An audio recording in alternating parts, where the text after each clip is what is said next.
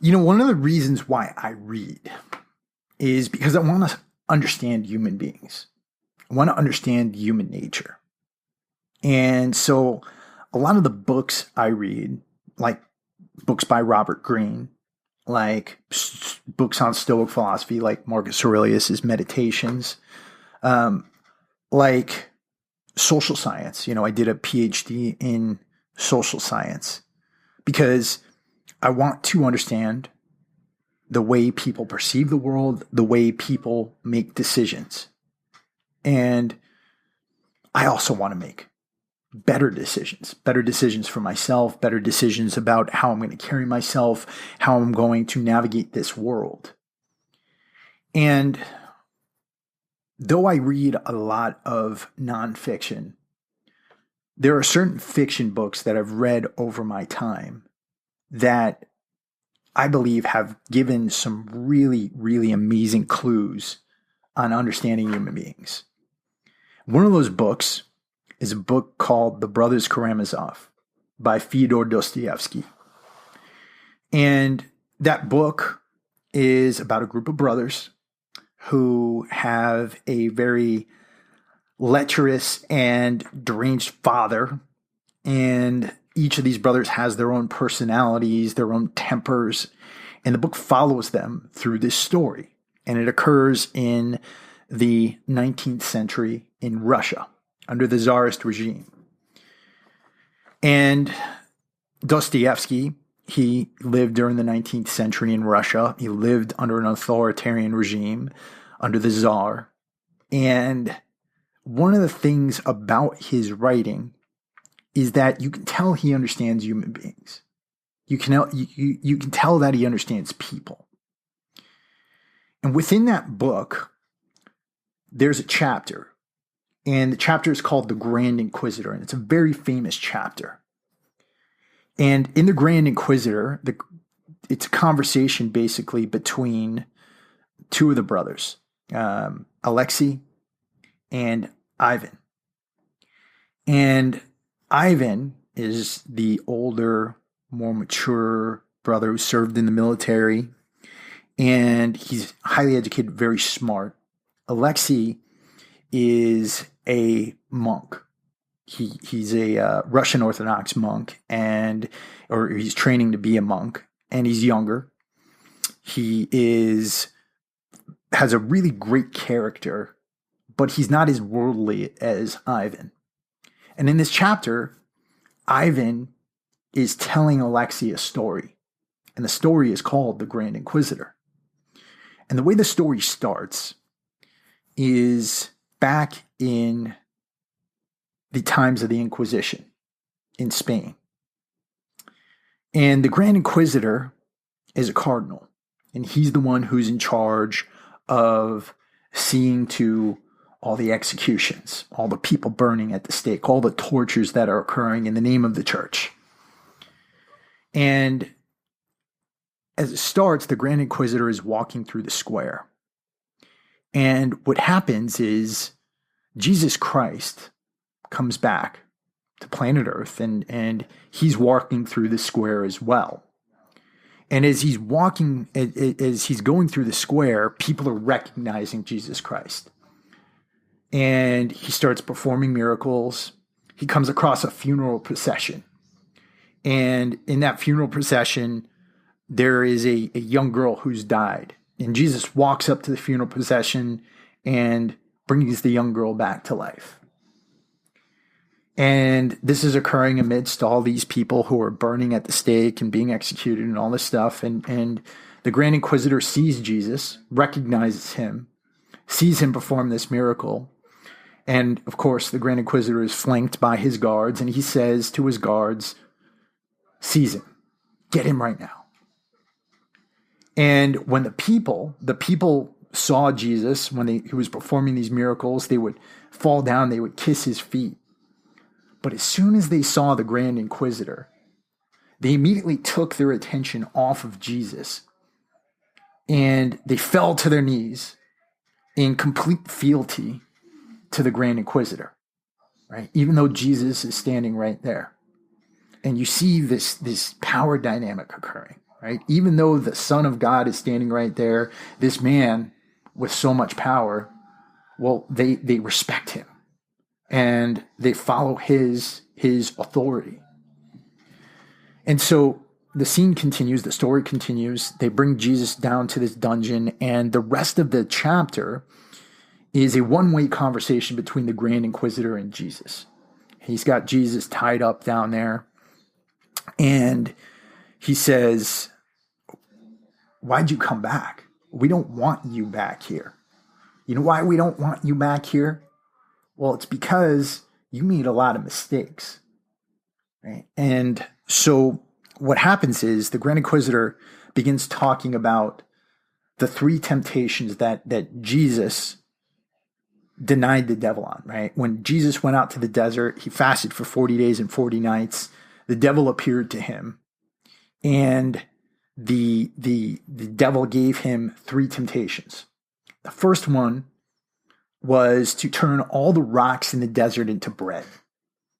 And by turning all the rocks in the desert into bread, the devil said, well, if you do this, what you're going to be able to do is you're going to be able to end hunger for everybody. Nobody's going to be hungry again. Just do it. And Jesus denied him, right? Man cannot live on bread alone, right? And then the devil gave him another temptation. He said, well, if you don't want to do that, then go and toss yourself off this cliff over here. Toss yourself off this cliff over here and have the angel of God come down and sweep you up back to safety so that everybody will have to believe that you're the Son of God. And Jesus, once again, waved him off and he said, no, I'm not going to do that. Right? And then the devil gave him one final temptation, and that was to take the sword of man. Right? He said, I'll give you the sword of man so that you'll be the ruler of all the world and you'll be able to exact peace on earth for all time. Right? People will live under peace under your rule. And Jesus, once again, denied him.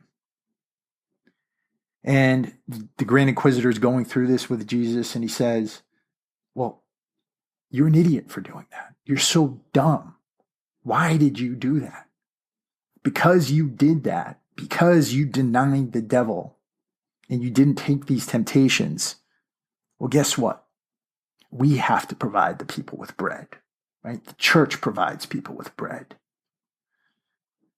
Because you didn't toss yourself off the cliff and have the angel of God rescue you and force everybody to believe in you, giving people free will, well, guess what? We have to make the people believe in you, right? And he said, well, because you didn't take the sword of man and end war for all time, well, guess what we have to do? We have to ensure the security of the people. We have to take care of the people. We are creating peace on earth through our authority. And he basically says to Jesus, you know what? You shouldn't be here right now. You shouldn't be here right now. They don't want you. They don't want free will. What they want is miracle, mystery, and power. We provide miracle, mystery, and power for them. And you, what you need to do is you need to go back to where you came from, and you need to never come back. And as the Grand Inquisitor ends this, he at first he said he was going to execute Jesus and have him burnt on the stake for what he did. But then he had a change of heart and he said, you know what, I'm going to let you go, but never come back here. Otherwise, we are going to execute you. And at the end of it, Jesus walks up to him, gives him a kiss on the cheek, and then walks out. Now, when you think about that story, and I highly suggest you read it, if you don't want to read the entire Brothers Karamazov, which is a very, very long book, you could read that chapter to get at what I'm saying here. And that'll take you about a night. It's a really short chapter, right? About 26 pages. And as you do that, as you get into this, one of the things I want you to think about is this idea of free will. You know, one of the things I've been saying for a long time is that freedom is far more difficult to live under than tyranny. It's far more difficult to live under than tyranny. And when it comes to tyranny, well, the hardest forms of tyranny to break is tyranny that's self-imposed, right? And when you think about it, human civilization has been around, recorded history has been around for about 6,000 years, right? If you look at the history of human civilization, how we've lived, well, for the vast majority of that time, we've lived under authority. We lived under authoritarian regimes that were largely controlled by, single men who were responsible for the state, right? And time again, we've descended back to that. When you think about the history of the United States, right, this constitutional republic that we live under, well, this idea hasn't been around for very long. In fact, it's a fraction, like a moment of time in the grand swath of human history. And one of the things to understand there is that the human brain doesn't change very rapidly, right? We've had the same brains for about 50,000 years. So this idea of freedom, it's still new to all of us, even though, if you're alive today, you're in the US, or if you're in Western Europe, this is all you know. Our nature says something different, right? It means our nature brings us back to that desire for things like miracle, mystery, and power. Miracle, mystery, and power. What we want, a lot of times, is somebody to take care of us. Somebody to be responsible for our decisions, right? And when you think about what freedom is the opposite of that. Freedom says that we're responsible for our decisions. If we screw up, we're responsible for it. We're responsible for making our own way on this earth. And the reason I'm telling you this is because it goes back to absolutely everything that we do on this podcast. This idea of personal responsibility, this idea that you are in charge of your life, you are in charge of the direction you take, you are in charge of where you end up. For a lot of people, that's a scary, scary, scary thing. A lot of people don't want that. If you look at society the way it is today, and a lot of the debates that are out there, right? This idea that, when you take guns, for example, right? There are a lot of people out there who believe that the state should solely be in charge of our own personal security. The state should have a monopoly on the use of force. And there's a lot of people out there who don't believe that, myself included. But you want to think about why those people who don't believe that the rest of us should have guns, why do they believe that? Well, if you look at our country and the way it is, we live in relatively the most secure times in the history of the world, right? Those people can't perceive that at some point the government may try to turn against the people. They can't perceive the idea that at some point they may have to be responsible for their own personal security. And what you get is a lot of people who really don't ever want to touch a gun. They don't want to deal with guns. They don't want to even be in the same room with a gun. A lot of times that makes people uncomfortable. And, if you really think about it, well, even, myself included, even the most ardent Second Amendment supporter would say that, well, if somebody doesn't want to train with a gun, if they don't want to become proficient with the weapon, well, then we don't want them to have it either. But you're getting more and more people who are making that choice to say, I don't want to be responsible for this. I don't want to be responsible for my own personal security. I'm going to outsource that. I'm going to give it to somebody else, right? And that is what you're dealing with, right? They don't want to be responsible for making that decision. The same is true when we think about issues like medical care, right? There's a lot of people who believe that the state should be responsible for providing medical care. And what I can tell you, being in the VA system, which is very much like the NIH in Great Britain, right? A state-run medical system one of the things that happens there is you have far less choice, right? You have far less choice. I'm sure most of you who are listening, who are in the VA system, you understand that. You understand the idea that, well, if you want to get on certain types of medication, and I have ulcerative colitis, and I've asked my doctors about certain types of medication, well, if it's not on the VA formulary, they're not going to let you get it, right? You're not going to be able to get it. But what I'm doing is I'm trading my choice for the healthcare I get from the VA, right? And it's a choice I've had to make. But it's that idea there. You are trading your choice. You're trading a little bit of your freedom for the government giving you something, right? For somebody else to give you something. And this translates down to personal responsibility too, right? When you look at the fact that obesity rates in this country are so high, when you look at the fact that, 1 in 4 veterans in the VA system has full-blown diabetes, and something like 60% of adults out there are pre-diabetic. Well, essentially what's happening out there is people are outsourcing their health entirely. And they're saying, you know what?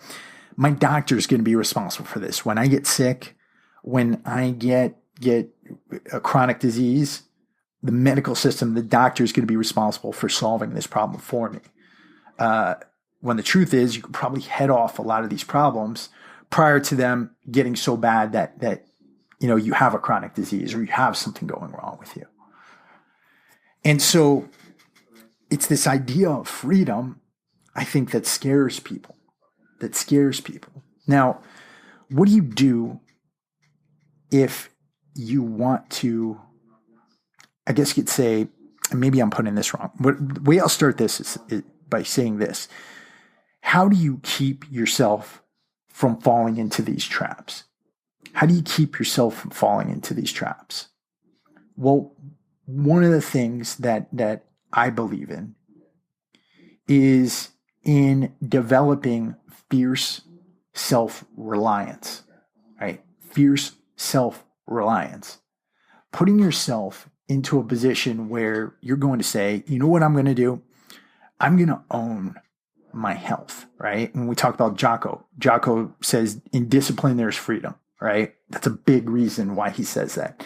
Discipline equals freedom. That's a big reason behind his concept of extreme ownership, right?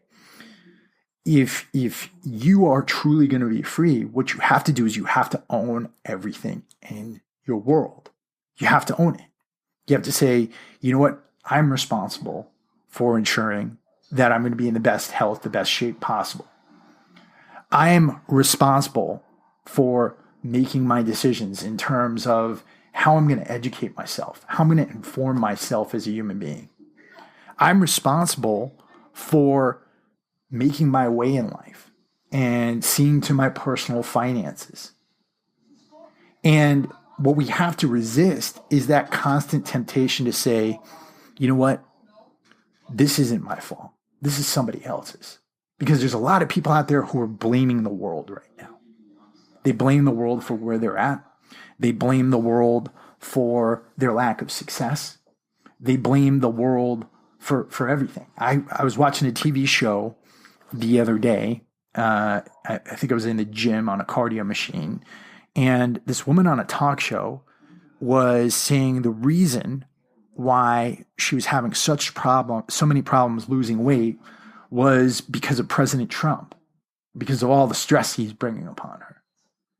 And the thing is, to you and me, that sounds ludicrous, right? How could the President of the United States be responsible for your inability to lose weight?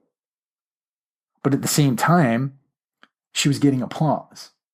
There was a lot of people out there saying who agreed with her. And you're seeing this more and more.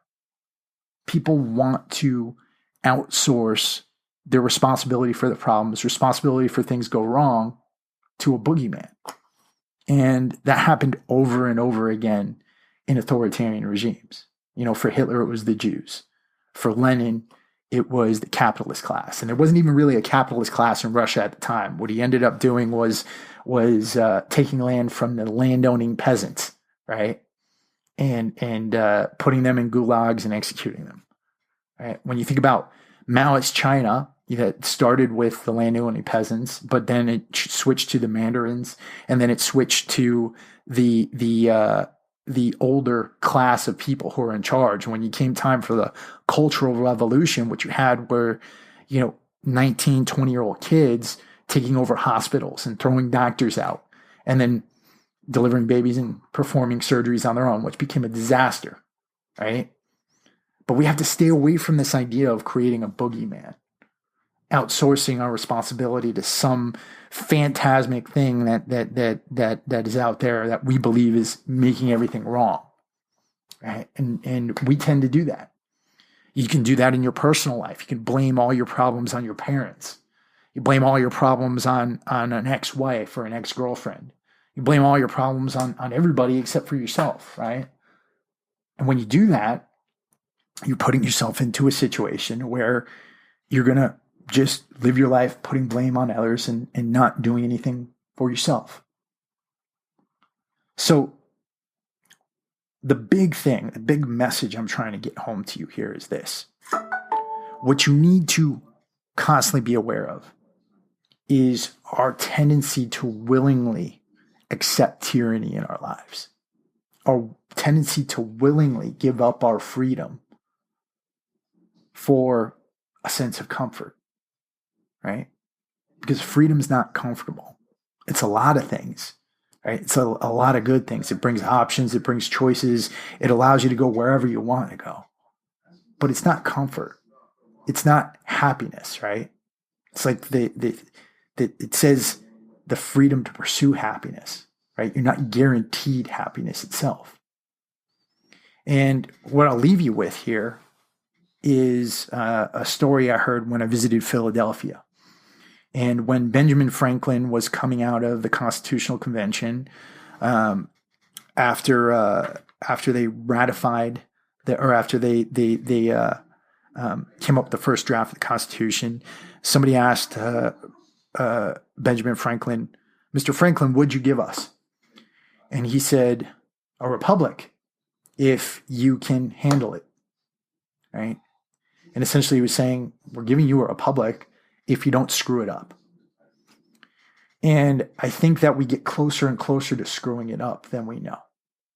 Not because we don't believe in our ideals, but because we're not ingraining them into ourselves. We're not giving ourselves a sense of responsibility.